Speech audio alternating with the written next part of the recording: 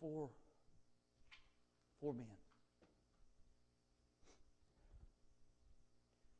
There's been times since I've become a Christian that the enemy slid in and tried to tell me that you're never going to make it. You're never going to make it. But God kept giving visions. And God kept working. I don't know why He chose somebody like me. But I'm glad He did. You know why I think it's kind of funny in a way? Because when I was a young fella, I used to think that a preacher had it made better than anybody in the whole world. I used to say that thing. Man, all they got to do is put on a suit and tie, preach one time, two times, and then come back if they want to in the middle of the week. Preach again, it's over with. And God says, I hear you, young lad. I hear you, bud. Oh, am I ever going to get to you? And I said, Lord, when I was called to minister, I said, Lord, you could choose anybody in the whole world. Anybody in this whole church will be more qualified than I am. But you know what I found out? That those that He calls, He qualifies. Maybe He's calling you for a certain thing.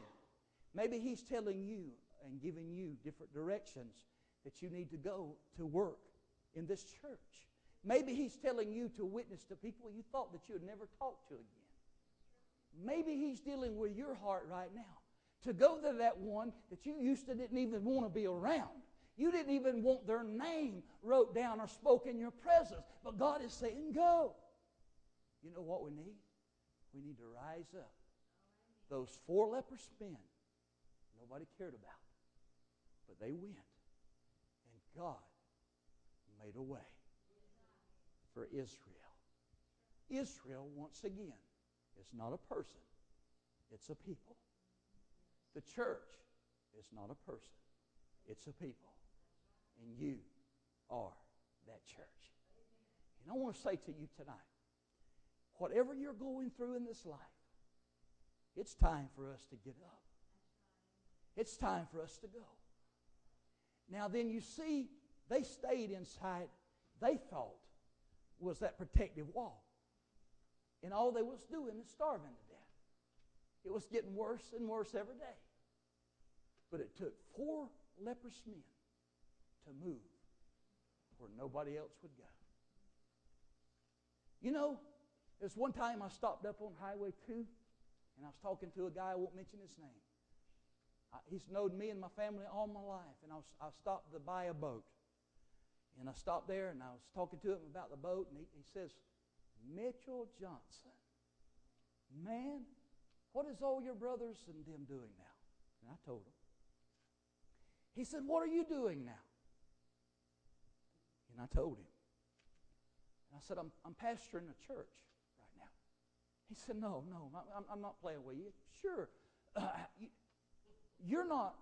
I'm serious now. What are you doing? I said, I'm pastoring a church. Come visit us sometimes. He said, no, I'm for real. Now, what are you really doing? And I said, I'm pastoring a church. He said, you're Mitchell Johnson, right? I said, yes, sir. You got a brother named Jerry? Yes, sir. You got a brother named Junior? Yes, sir. Now, what are you really doing? I said, I'm pastoring a church. Won't you come see us sometime? And you know what he done? He just started laughing. You know why? Because I had done something I never thought I'd do. And God had showed somebody that if He can do it through Mitchell Johnson, He can do it through anybody. And I want to tell you something tonight.